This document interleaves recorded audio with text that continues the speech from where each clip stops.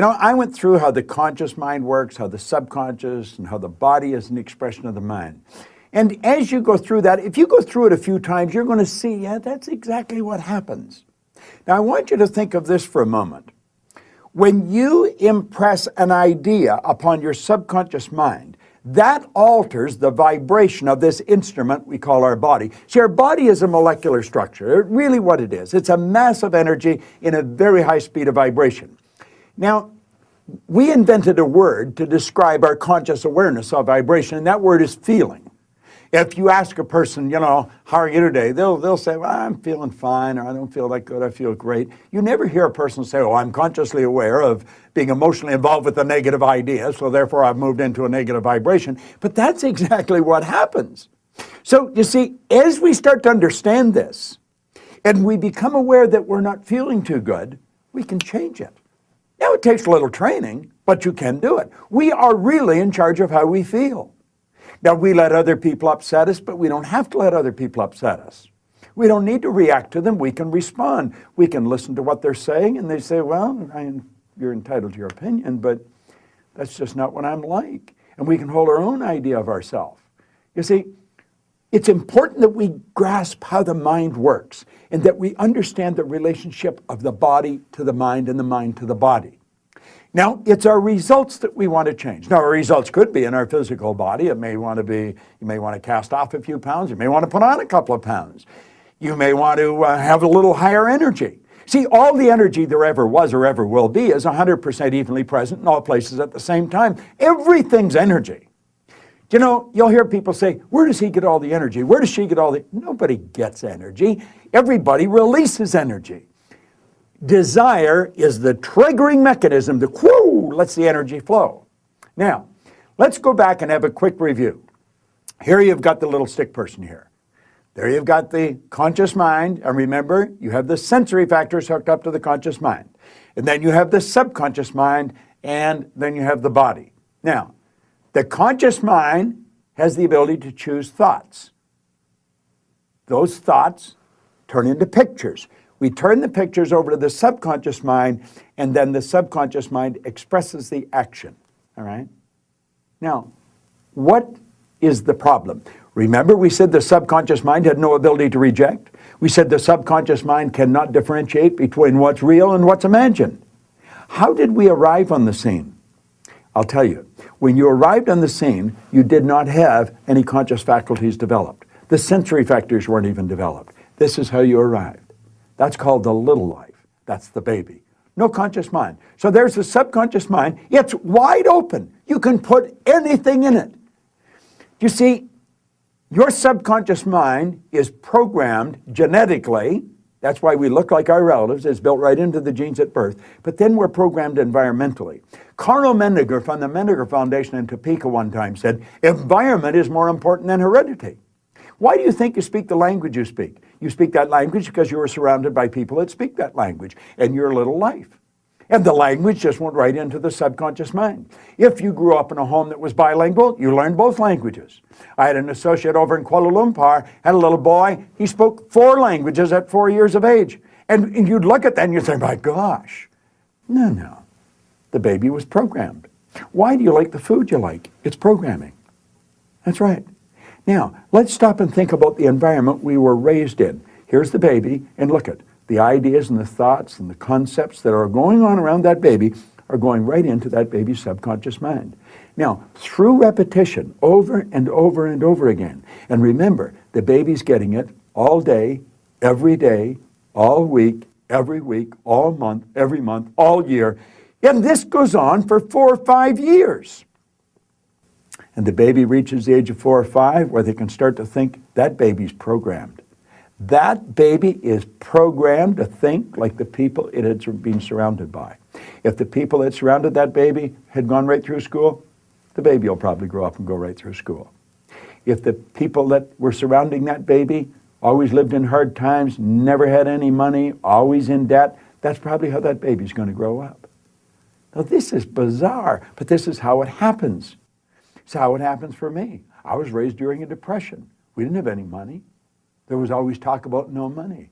You should be satisfied with what you've got. Well, that's not true. You should never be satisfied with what you've got. You should be happy with what you've got. Dissatisfaction is actually a creative state. So here we have now a baby that has been programmed. Now, let's take and think for a moment. What happens when that baby starts to think for itself? Now think of this. The paradigm controls the vibration controls the action which produces the result. Now here we go. Here you got the baby with the paradigm, and the conscious faculties have developed. They have the ability to think. There's a power flowing into them. What are they going to think? They're going to think thoughts that are in harmony with that paradigm. That's right. We've been raised to believe you go to work to earn money. Do you know that working is the very worst way to earn money? That's right. You should go to work for satisfaction, not for money. You provide service for money. You can earn money while you're sleeping. In fact, we have programs where we teach people to actually earn more money while they're sleeping than they'll ever need to use while they're awake. You say, well, that's a pipe dream. No, no. That's a paradigm that causes you to think that's a pipe dream. There's people doing that are nowhere near as bright as you. But here we are now. We've got the person. They've been programmed in their little life genetically and environmentally. That paradigm is nothing but a multitude of habits. A habit is an idea that's been programmed into the subconscious mind over and over and over again. Now, the paradigm is literally controlling the behavior. Consciously, you can think of one thing, but subconsciously, the other idea will be controlling you. See, we can sit down and we can read these self-help books, we can listen to the recordings, and we say, yeah, well, I can do that. That makes sense. That's logical. But then we can't do it. Why? Now think of this for a moment. I want you to imagine that you're going to accept an idea right now to turn your annual income to a monthly income. You say, well, I'd like that, but will you do it? Probably not. Your paradigm will stop you. See, your paradigm literally controls the results. Now, let's think of how the paradigm was formed. The paradigm was formed through repetition. The ideas being planted in your subconscious mind. Now, understand your paradigm dictates your logic. Your paradigm controls how you utilize your time. Your paradigm controls your perception of situations. Your paradigm controls your effectiveness. Your paradigm controls the amount of money you earn. If you want to change your life, you must change your paradigm. You see, to most people, it's illogical that they could take and turn their annual income to a monthly income. But if you follow our teachings, we'll show you exactly how to do that. We'll show you how to accomplish anything you want to accomplish, because what we're focused on is showing you how to change the paradigm. When the paradigm's changed, your life changes. It's a beautiful concept. It's an absolutely phenomenal concept. Now you know why you're getting the results you're getting. It has nothing to do with your intellect. Your intellect, you can figure out how to do things. That doesn't mean you're going to do them. You'll hear people say, I believe that, but their behavior would indicate they've never even heard of it. Why? We believe something on a conscious level. On a subconscious level, the paradigm believes something else. There's a word called praxis. Praxis is the integration of belief with behavior. We've got to take the beliefs that we have consciously, that we determine by thinking, and plant them in the place of the old belief. See, I used to believe that I couldn't do anything better than I was doing. I felt fortunate that I was on the fire department. The idea of building a company that operated all around the world, furthest thing from my mind. But you know something? As I changed my paradigm, my whole world changed. That's what we do. That's what it's all about. You've got to change your paradigm if you want to change your life. Now you can study all you want. If you don't gain an understanding how to alter that program, and that's what the paradigm is, it's a program. It's a multitude of concepts that are fixed in your subconscious mind that literally control your behavior. It's a beautiful concept to understand. It's a terrible one if you don't understand it, because it literally controls your life. Why do you think most people go right through their life and keep getting the same results year after year after year? Well, it's just the way it is, and they don't know. We should be taught this in school, but we're not. How is the paradigm formed? Through the repetition of information. How's the paradigm changed? Repetition of information. Now let's suppose you're having a difficult time with money. You find that you got more going out than coming in. You've got to change your concept about money. How do you do that? Through the repetition of an idea. That's where affirmations comes in. I'll give you one that I've been using for years. I am so happy and grateful now that money comes to me in increasing quantities through multiple sources on a continuous basis. I am so happy and grateful now that money comes to me in increasing quantities through multiple sources on a continuous basis. You don't just say that once or twice. You've got to repeat that maybe 1,000 times a day, every day for maybe 90 days. And you'll start to change your whole concept about money. Wealthy people all have multiple sources of income. Now I'm going to tell you what happened to me. I drove around with a battery-operated record player and a long-playing record.